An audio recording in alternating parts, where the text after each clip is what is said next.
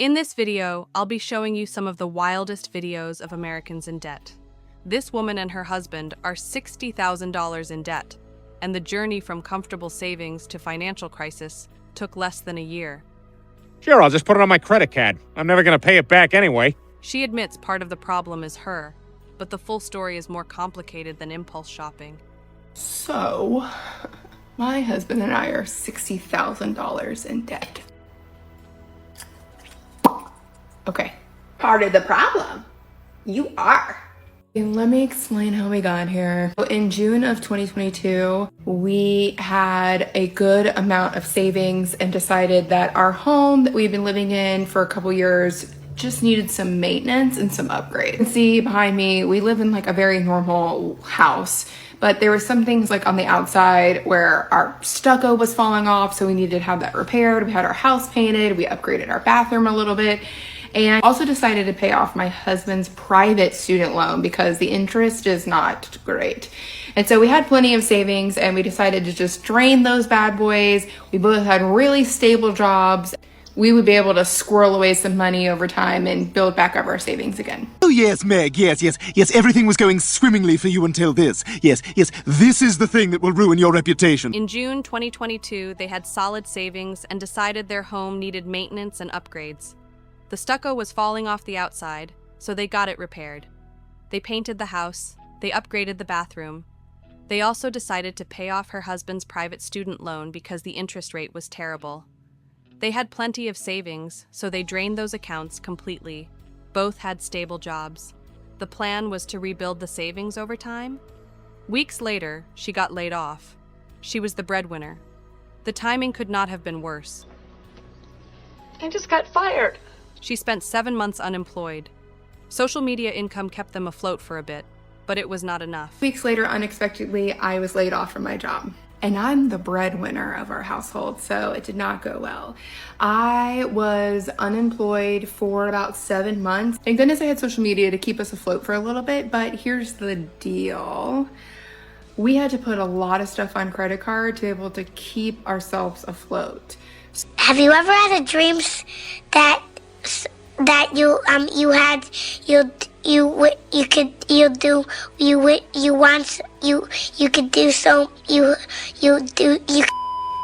Everything that could go on a credit card went on a credit card. Her husband's paycheck covered the mortgage, car payments, and daycare. Everything else got charged. They cut back as much as possible, but expenses kept coming. The daycare alone cost $36,000 a year, $36,000 annually for 2 kids. That is $3,000 a month just for childcare. Add the mortgage, cars, groceries, utilities, and insurance. The credit cards became the only option to survive. Eventually, they hit $65,000 in debt. They took out a debt consolidation loan with a 5-year repayment plan. Their goal is to pay it off in 2 years instead of 5. Everything else went on a credit card. We cut back as much as we could, but there's still a lot of expenses. We finally decided to do a debt consolidation loan, and it's about $65,000. And we're gonna try and pay it off. We did a 5-year loan plan, but we're gonna try and pay it off in the next 2 years. I am so proud of you. She jokes about starting an OnlyFans to speed things up, but immediately clarifies she is kidding. The real plan involves daycare savings. One child graduates this year, the other moves to a free pre-K program. That frees up a significant chunk of money they can redirect toward the loan. If I can finally get that OnlyFans account going. Yeah, boy.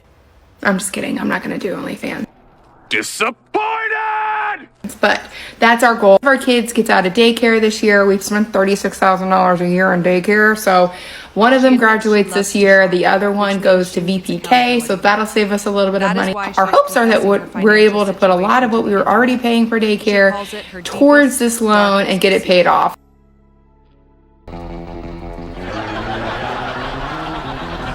Then into the frame.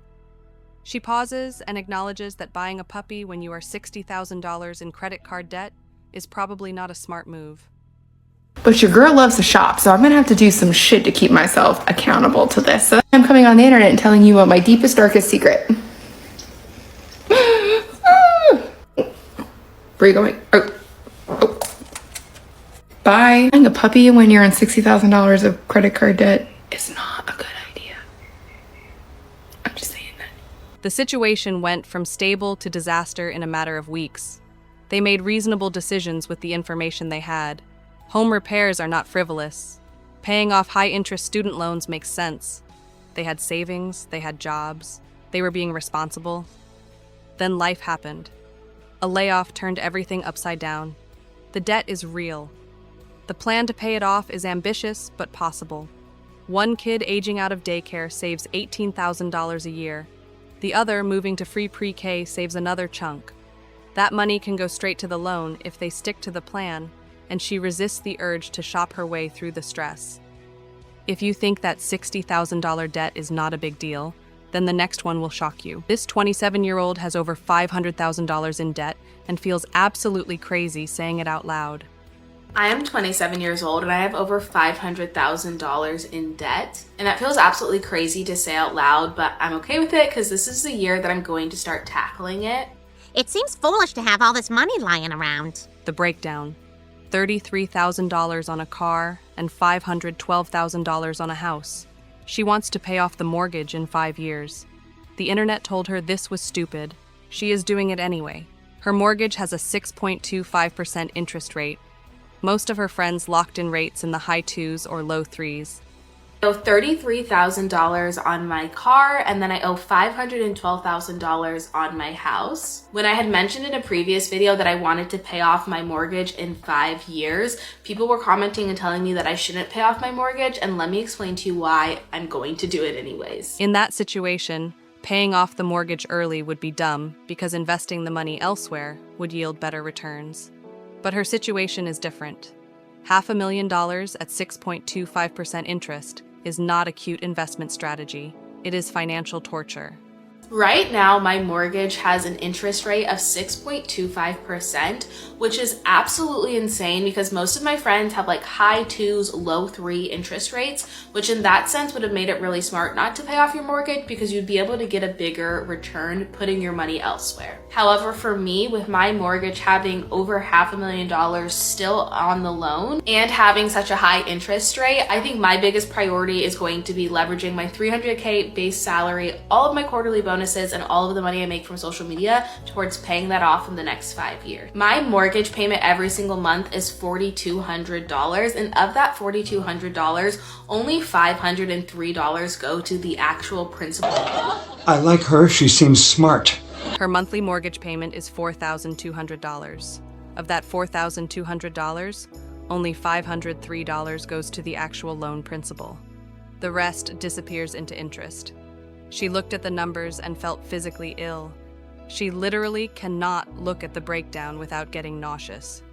Like, it makes me so sick to look at. Like, I quite literally, I can't even look at it. She checked her loan management site to calculate what it would take to pay off the mortgage in 5 years. The answer: an additional $5,000 per month on top of her regular payment. That is not happening. And I was looking at all of the data, and in order to pay off the loan in the next 5 years, I'm gonna have to pay close to $5,000 additional every single month, which right now that's just not something that I can allocate into my monthly budget. I can't allocate an additional $5K without drastically changing my life, which is something that I'm like also not super interested in doing. I wanna pay this debt off while also comfortably living my life. My goal— You smart, I appreciate that. Go buy your mama a house. Go buy your whole family houses. Put this money in your savings account. Go spend some money for no reason. She makes a $300,000 base salary plus quarterly bonuses and social media income. But even with that, adding $5,000 a month would require drastic lifestyle changes. She is not interested in living like a monk to pay off debt faster. Her actual plan is to throw $3,000 extra at the mortgage every month, add in quarterly bonuses and social media money, and she estimates the loan will be paid off by 2032. That is 7 years, not 5, but close enough.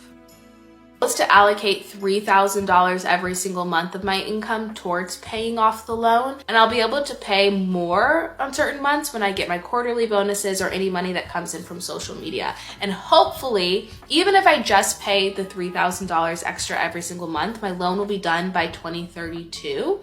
Which is really close to 2030, which is my goal of 5 years. But I'm hoping that with all of my quarterly bonuses and just the extra income that I'll be able to get it done a lot sooner. She is hoping the bonuses and extra income will get her there sooner. She is documenting the entire journey, every mortgage payment, every extra payment, every step of the process. She will also tackle the $33,000 car loan separately because that is a whole different conversation. The confidence here is remarkable. She is 27 years old with over $500,000 in debt and a 7-year plan to eliminate it. Most people her age are paying off student loans or figuring out how to afford rent. She is strategizing mortgage payoff timelines like a financial planner while admitting the numbers make her sick. The internet tried to talk her out of it. The math people showed up in the comments explaining opportunity cost and investment returns. She heard them and decided to ignore them because watching $3,700 a month vanish into interest is more painful than missing out on theoretical stock market gains. She is playing the long game with a short timeline, 7 years to eliminate a $512,000 mortgage while maintaining her current lifestyle. No extreme budgeting, no side hustles beyond what she already has, just consistent extra payments and hoping the bonuses add up. This is either going to be an incredible success story or a cautionary tale about underestimating how long 7 years actually feels when you are manually fighting a mortgage every month.